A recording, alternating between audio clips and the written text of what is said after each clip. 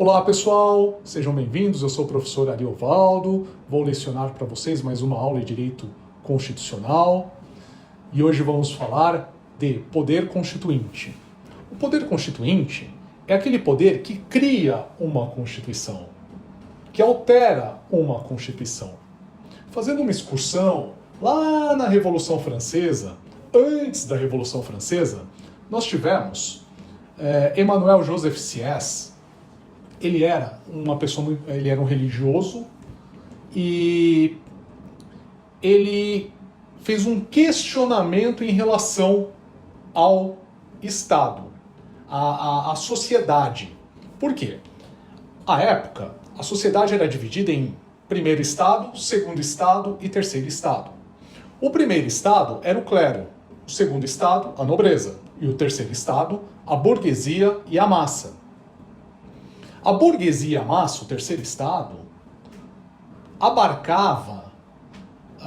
o terceiro estado abarcava 90% da população. Porém, os assuntos que interessavam a essa população do terceiro estado sempre eram rejeitados. Por quê? Porque nós tínhamos o primeiro e o segundo estado, que votavam juntos contra o terceiro estado. 10% da população, primeiro estado e nobreza, sempre se beneficiavam nas votações, porque eles faziam um 2 contra 1. E o Sieyès, ele começou a questionar como 90% da população não tem seus direitos efetivados nas votações e os outros 10% têm esse direito efetivado. Diante disso, Sieyès escreveu um livro chamado O que é o terceiro estado, questionando isso e fomentando a ideia nas pessoas, na massa, na burguesia, que isso não era correto, que o poder tinha que vir da maioria, e a maioria era o terceiro estado. E daí surge a teoria do poder constituinte, a ideia de uma constituição onde o povo é o titular desse poder constituinte. Uma ideia de uma Constituição onde o povo vai eleger os seus representantes e esses representantes vão criar a Carta Constitucional. E aí nós temos então o início da teoria do poder constituinte. O poder constituinte, vamos dividi-lo em poder constituinte originário, inicialmente. O poder constituinte originário é o poder constituinte que cria uma Constituição. Ele vai criar uma Constituição. Olhem o nome, originário. Ou você pode encontrar numa prova poder constituinte primário. Ou ainda de primeiro grau, poder constituinte de primeiro grau. Ele vai criar uma Constituição. E como ocorre essa criação? O poder constituinte, ele pode surgir de uma forma abrupta ou de uma forma pacífica. Uma forma abrupta, uma revolução, o povo chega ao poder, chegando ao poder, ele vai criar uma Constituição. Ele vai convocar uma Assembleia Nacional Constituinte, representantes do povo, que vão compor uma Assembleia Nacional Constituinte, e essa Assembleia Nacional Constituinte fará uma nova Constituição. Isso de uma forma abrupta. Houve uma revolução. Ou de uma forma pacífica, por meio de lei. Vem uma lei falando que daqui 2 anos votaremos para membros de uma Assembleia Nacional Constituinte e essa Assembleia Nacional Constituinte elaborará uma nova Constituição. O titular desse poder é o povo. Quem vai exercer são aqueles que serão votados pelo povo e formarão uma Assembleia Nacional Constituinte e vão elaborar a nova Constituição. Nós temos algumas características do poder constituinte originário. A primeira característica é inicial. O poder constituinte originário, ele cria uma Constituição, inicia uma nova ordem jurídica. A partir daí, teremos uma nova ordem jurídica. Todas as leis terão que se basear na nova Constituição. Então ele é inicial. Ele é político. Porque quando surge o poder constituinte originário, aquela vontade do povo, aquele clamor do povo por uma nova Constituição, quando surge esse clamor, o povo vai votar em seus representantes para formar a Assembleia Nacional Constituinte. Esses representantes, eles vão fazer o que nós chamamos de política, que é a harmonização das várias correntes divergentes. Outra característica, ele é autônomo. A Assembleia Nacional Constituinte, os políticos eleitos pelo povo, vão formar uma Assembleia Nacional Constituinte que vão elaborar uma Constituição.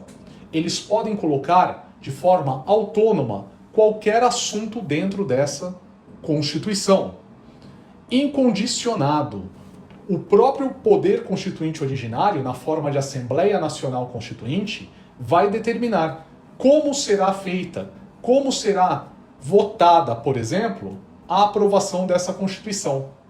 Então ele é incondicionado. O poder constituinte originário, ele é incondicionado, porque ele determina a forma de aprovação. Ele determina os procedimentos para a aprovação da nova Constituição. Ainda temos a característica que ele pode ser ilimitado. O que seria a característica ilimitada do poder constituinte originário? A característica ilimitada do poder constituinte originário é que o poder constituinte originário, em forma de Assembleia Nacional Constituinte, a Assembleia, ela não precisa obedecer lei alguma antes dela, anterior a ela. Ela não tem que obedecer. Então, o que ficou para trás, ficou para trás. Ela não tem que obedecer nenhuma lei. Então ela tem poderes ilimitados. A Constituição de 88, ela tem essa característica de poder constituinte originário ilimitado. Tá? Em contraposição a esse direcionamento, existe uma corrente que fala dos jusnaturalistas. Os jusnaturalistas, eles defendem que o poder constituinte originário, ele é limitado. Ele é limitado pelos direitos humanos. Então, sobre esse aspecto ilimitado do poder constituinte originário, sobre essa característica, a nossa Constituição de 88 teve um poder constituinte originário ilimitado, que segue a corrente positivista, que não obedeceu nenhuma lei do passado, não tinha obrigação de obedecer nenhuma lei do passado. Em contraposição, existe uma corrente jusnaturalista que fala que o poder constituinte originário, ele deve ser limitado, obedecendo os direitos humanos. Então aí nós tivemos alguns apontamentos do poder constituinte originário. Lembrando que o poder constituinte originário é um movimento onde tem como titular o povo. O povo, sendo titular, vota nos seus representantes, que vão formar uma Assembleia Nacional Constituinte. O exercente do poder constituinte originário é a Assembleia Nacional Constituinte. Então, nós temos aí o poder constituinte originário, aquele que cria uma nova Constituição. Agora, além de criar uma nova Constituição, e dentro da Constituição ele colocou dispositivos para alteração do texto constitucional. Quando esses dispositivos são acionados para alterarem o texto constitucional, os parlamentares que vão alterar esse texto, eles funcionam, eles se caracterizam como poder constituinte derivado. Então nós temos poder constituinte originário, que cria a Constituição, e poder constituinte derivado, que é a Câmara e o Senado, que vão modificar a Constituição. Características desse poder constituinte derivado, que também pode ser chamado poder constituinte secundário ou de segundo grau. Algumas características. Ele é jurídico, porque ele está no texto da Constituição. 2, ele é subordinado. Câmara e Senado são subordinados à Constituição, ao texto constitucional. E 3, condicionado. A Câmara e o Senado devem seguir o procedimento determinado para alteração do texto. Então, a Câmara e o Senado são condicionados. Nós tivemos originalmente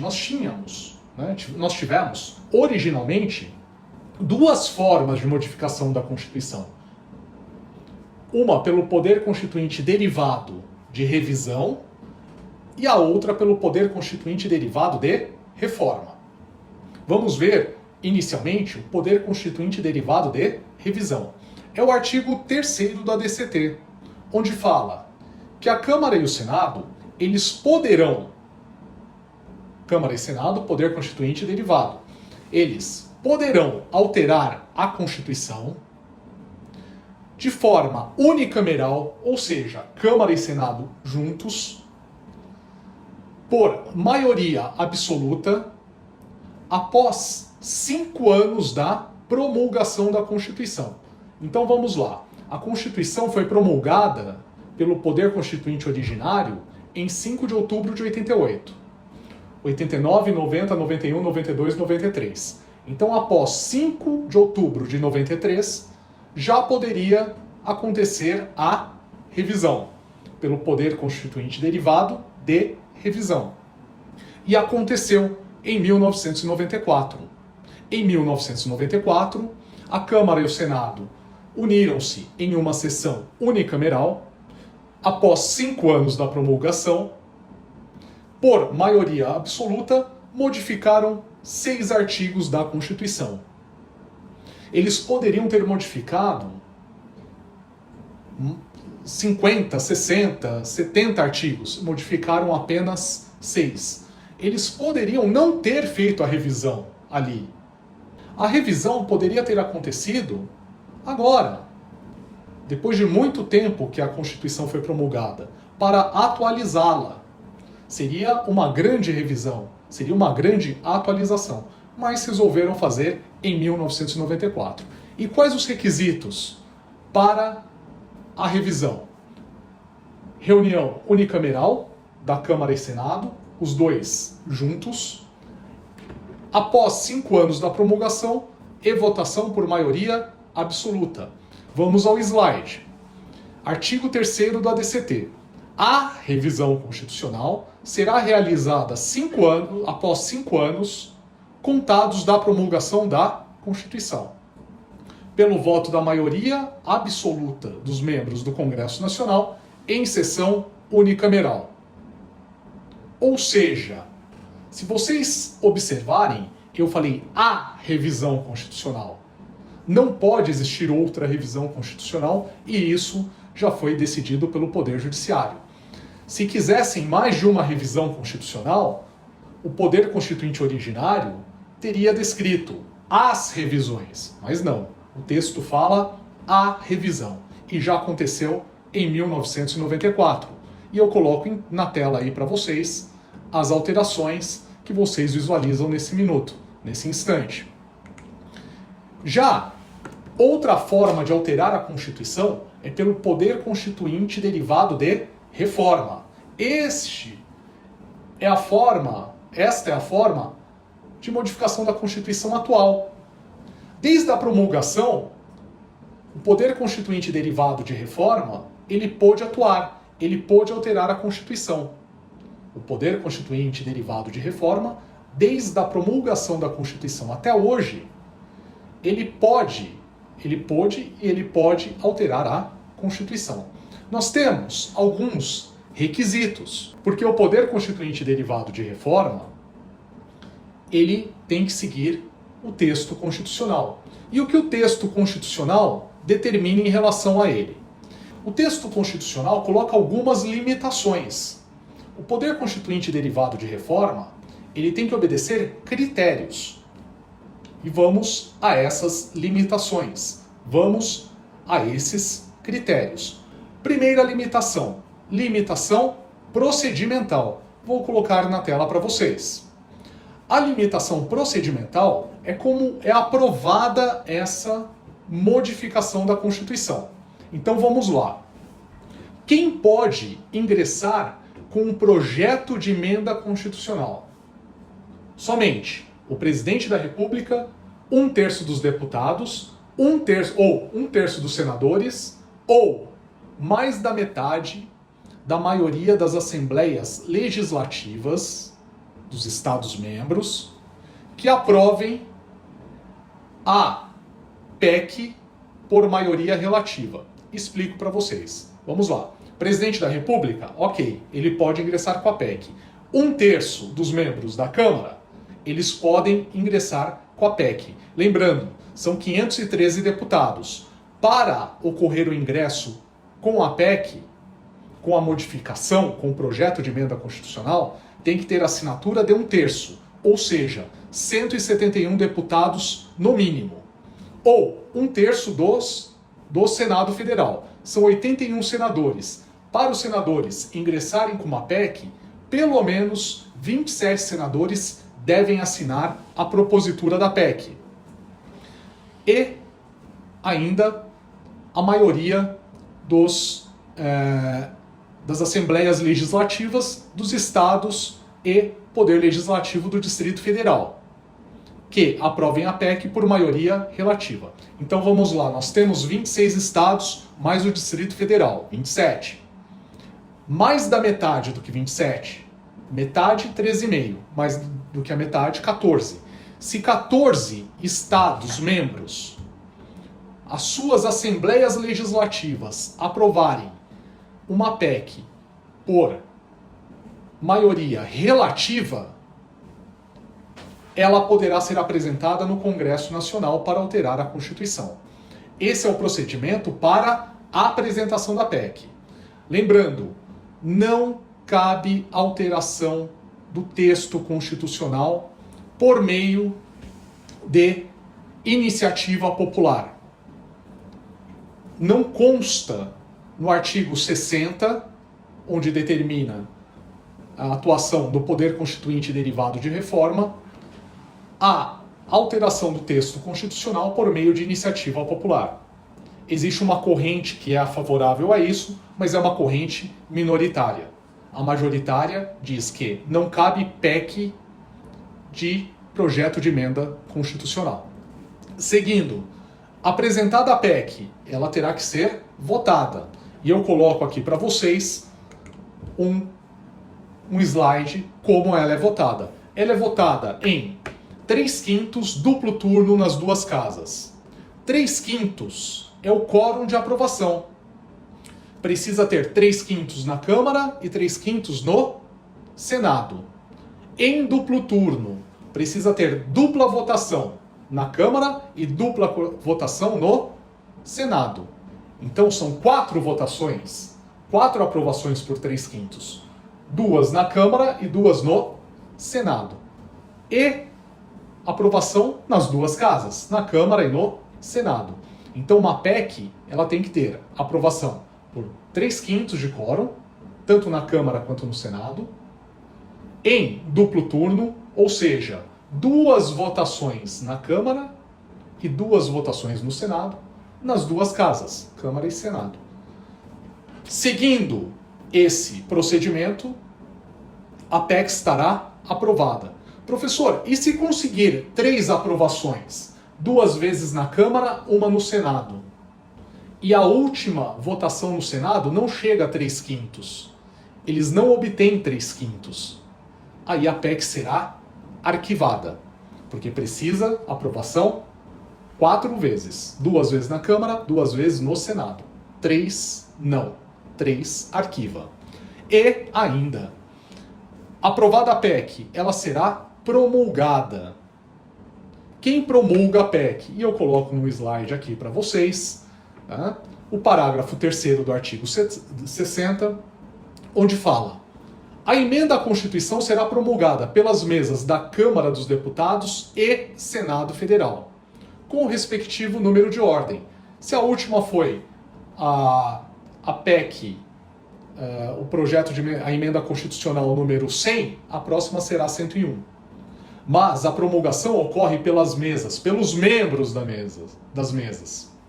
da Câmara e do Senado. Cuidado, não confundam com lei abaixo da Constituição. A lei abaixo da Constituição, a lei infraconstitucional, ela é promulgada pelo presidente da República. Não estamos falando dessa lei, estamos falando de uma PEC, tá? Uma modificação do texto constitucional. E quem promulga a PEC são os membros da mesa da Câmara e do Senado. Ainda temos as limitações circunstanciais, porque em algumas situações de anomalia social não pode haver alteração do texto constitucional. Estado de sítio, estado de defesa, intervenção federal. E ainda, alguns assuntos não podem ser diminuídos por uma PEC. Eles podem ser alterados? Podem ser alterados. É o parágrafo 4º do artigo 60. Mas eles não podem ser diminuídos. Então vamos lá. Limitações materiais. Artigo 60, parágrafo 4º. São limitações explícitas. Estão no texto constitucional. Não será objeto de deliberação a PEC tendente a abolir, ou seja, que diminua. Aumentar pode, diminuir não. Forma federativa de Estado. Nós sabemos que federação é a divisão do poder dentro do território nacional. Então vamos sumir com os municípios. Não pode. Vai diminuir a forma federativa de Estado. Voto direto, secreto, universal e periódico. Isso não pode ser diminuído. Observem, não está escrito aí obrigatório. Tá? Então, ele pode deixar de ser obrigatório? Ele pode deixar de ser obrigatório. Não está escrito aí. A separação dos poderes, executivo, legislativo e judiciário. Não pode ocorrer uma PEC tendente a abolir ou legislativo, ou executivo, ou judiciário. E ainda os direitos e garantias individuais. Por exemplo, o artigo 5º. Ele não pode ser diminuído, ele só pode ser aumentado. Só podem aumentar direitos do artigo 5º e não tirá-los. E ainda nós temos as limitações materiais implícitas. Por que implícitas? Porque não estão descritas no texto constitucional. Não pode ter uma PEC tirando a titularidade do povo. Porque todo o poder emana do povo. Isso não pode ser modificado. Não pode ter uma PEC alterando o artigo 60. Senão não faz sentido, né? O que o poder constituinte originário queria fazer. Queria que o poder constituinte derivado seguisse o artigo 60. Aí, então, não cabe alterá-lo. Né? E, finalmente, não cabe uma PEC alterando o sistema de governo de presidencialismo para parlamentarismo e alterando a forma de governo de república para monarquia, porque já teve um plebiscito onde o povo decidiu pelo presidencialismo e pela república. Só finalizando agora, dentro ainda do poder constituinte, nós temos o poder constituinte decorrente. Poder constituinte originário, derivado de revisão, derivado de reforma e derivado agora, o último, decorrente. A Constituição, ela determina que todo Estado membro deve ter sua Constituição estadual. Então todo Estado membro deve ter sua Constituição estadual. Então, o poder constituinte originário, ele delega aos Estados-membros as suas assembleias legislativas poderes para elaboração de suas constituições estaduais. Está no artigo 25 da Constituição e no artigo 11 do ADCT. Então, nós temos, aí eu coloco em tela para vocês, que o poder constituinte derivado decorrente é uma delegação do poder constituinte originário para as assembleias legislativas dos Estados-membros para elaborarem suas constituições estaduais. Lembro a vocês, os municípios não recebem essa delegação. Ou seja, só os estados-membros, São Paulo, Pará, Rio Grande do Sul, Rio Grande do Norte, só as assembleias legislativas dos estados-membros possuem esse poder constituinte decorrente. Os municípios não possuem. Até porque os municípios não possuem constituições. Os municípios, eles são organizados por meio de leis orgânicas municipais.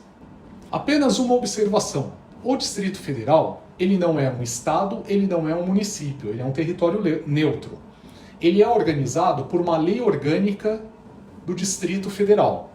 Porém, essa lei orgânica, ela trata o Distrito Federal, muitas vezes, de uma forma semelhante a um estado. Não é um estado, mas a lei orgânica, por exemplo, do Distrito Federal, ela trata, em seu texto, sobre o governador do Distrito Federal.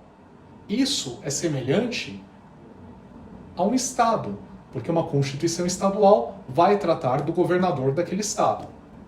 Então, quando a lei orgânica do Distrito Federal tratar de assuntos relacionados ao Distrito Federal que sejam parecidos, semelhantes com assuntos dos Estados-membros, existe uma atuação do poder constituinte derivado decorrente.